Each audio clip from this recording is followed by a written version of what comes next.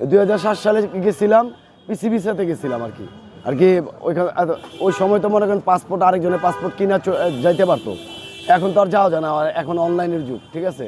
তো ওই সময় যাওয়ার পর আমি 7 মাস ছিলাম, এক কুইতির ঘরে কাজ করছি। কাজ করার পর 7 মাস পর আমার পুলিশ ধরে পাঠিয়ে দিছে। পাঠিয়ে দেওয়ার পর এখন 2025 সালে 15 তারিখে আমি কুয়েতে গেছি নতুন ভিসা নিয়ে।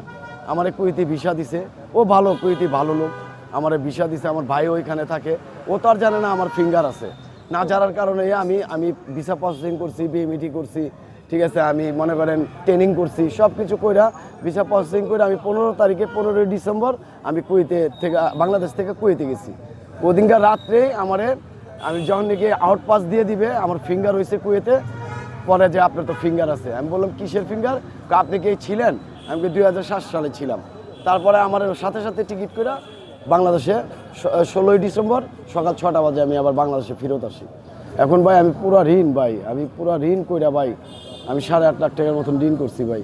এখন আমার অন্তরের মধ্যে চিবি দেওয়া রয়েছে ভাই, আমি কীভাবে কী করুম? আমি কোনো দিশা পাইতেছি না ভাই। না পারার কারণে আমি প্রবাসী বাংলাদেশের মধ্যে সহায়তা দেয় নাকি কেমনে, এটার জন্য এখানে আসছি, বিএমইটিতে আসছি। আমার সংসারের মধ্যে আমার স্ত্রী, আমার মেয়ে, আমি খুব পেরেশানের মধ্যে আছি।